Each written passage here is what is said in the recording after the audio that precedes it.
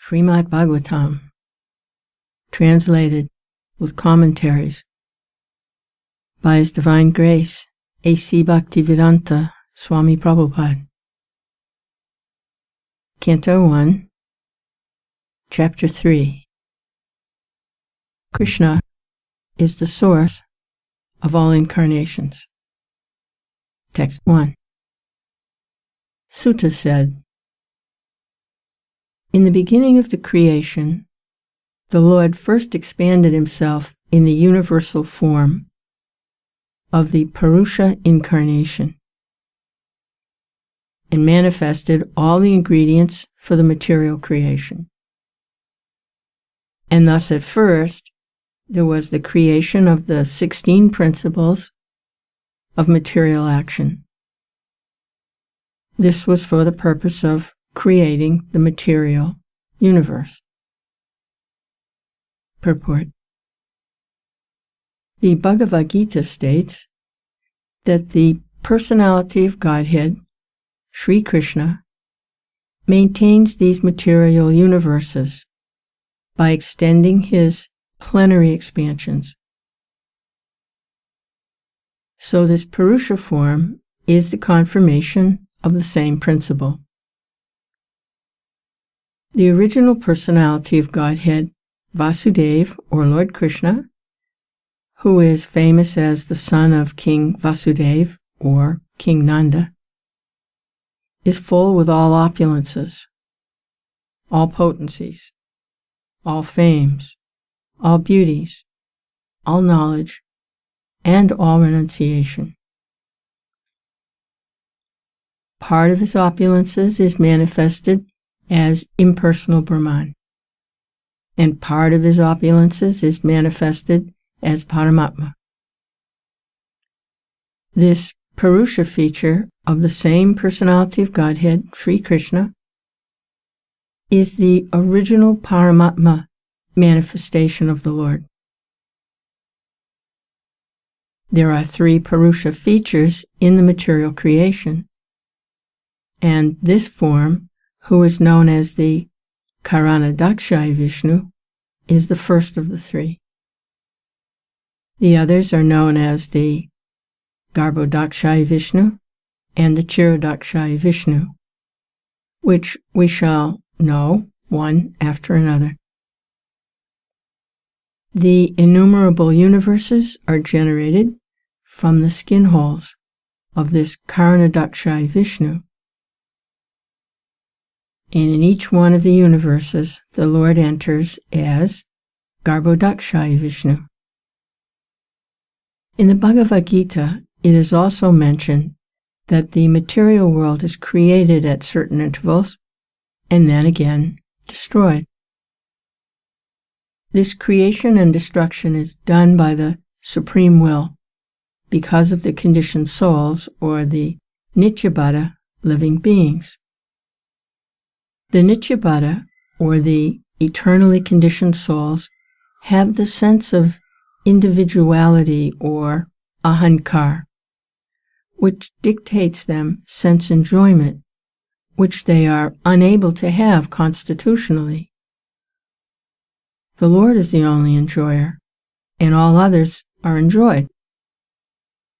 The living beings are predominated enjoyers. But the eternally conditioned souls, forgetful of this constitutional position, have strong aspirations to enjoy. This chance to enjoy matter is given to the conditioned souls in the material world, and side by side they are given the chance to understand their real constitutional position. Those fortunate living entities who catch the truth and surrender unto the lotus feet of Vasudeva after many, many births in the material world join the eternally liberated souls, and thus are allowed to enter into the kingdom of Godhead.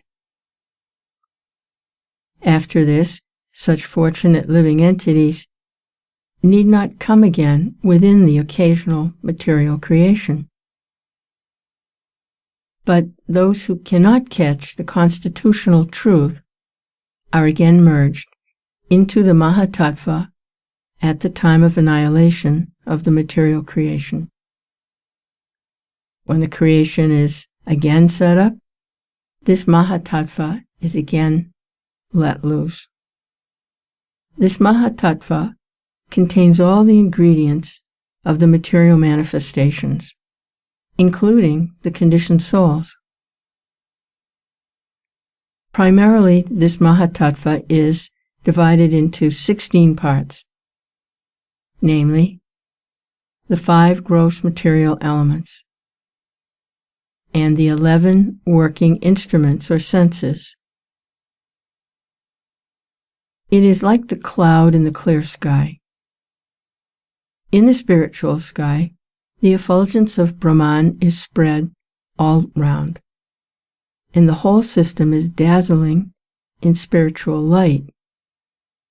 The mahat-tattva is assembled in some corner of the vast, unlimited spiritual sky, and the part which is thus covered by the mahat-tattva is called the material sky.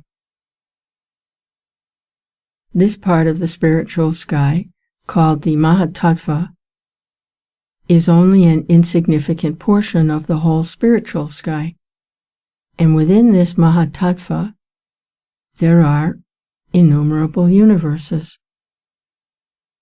All these universes are collectively produced by the Karanadakshayi Vishnu, called also the Mahavishnu, who simply throws his glance to impregnate the material sky.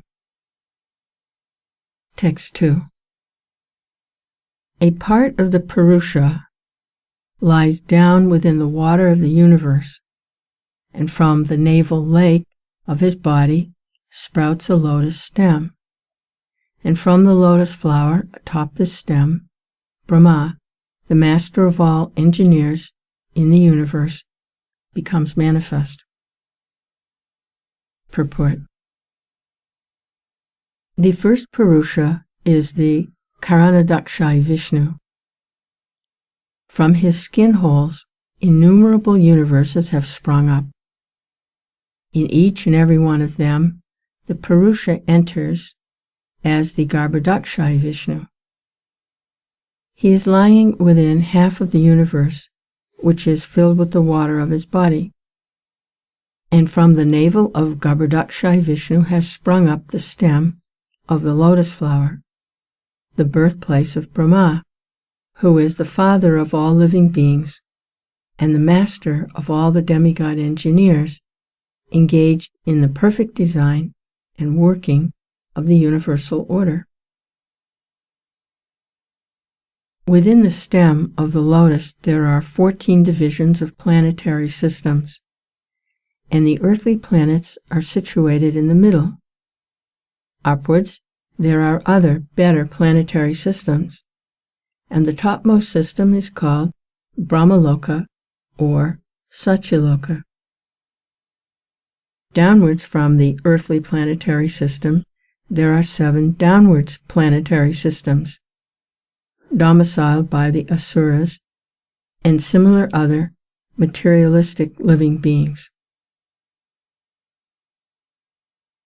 From this Garbhodakshayi Vishnu, there is expansion of the Kshirodakshayi Vishnu, who is the collective Paramatma of all living beings. He is called Hari, and from him all incarnations within the universe are expanded. Therefore, the conclusion is that the Purusha avatar is manifested in 3 features. First, the Karanadakshayi, who creates aggregate material ingredients in the mahat-tattva. Second, the Garbhodakshayi, who enters in each and every universe. And third, the Karanadakshayi Vishnu, who is the Paramatma of every material object, organic or inorganic. One who knows these plenary features of the personality of Godhead knows also him, Godhead, properly, and thus the knower becomes freed from the material conditions of birth, death, old age, and disease, as it is confirmed in Bhagavad Gita. In this sloka, the subject matter of Mahavishnu is summarized. The Mahavishnu lies down in some part of the spiritual sky by his own free will, and thus he lies in the ocean of Karana, from where he glances over material nature. And the mahat-tattva is at once created. Thus electrified by the power of the Lord, the material nature creates at once innumerable universes, just as in due course a tree is decorated with innumerable grown-up fruits. The seed of the tree is sown by the cultivator, and the tree or creeper in due course becomes manifested with so many fruits. Nothing can take place without a cause. The Karana ocean is therefore called the causal ocean. Karana means causal. We should not foolishly accept the atheistic theory of creation. The description of the atheist is given in the Bhagavad Gita. The atheist does not believe in the Creator, but he cannot give a good theory to explain the creation.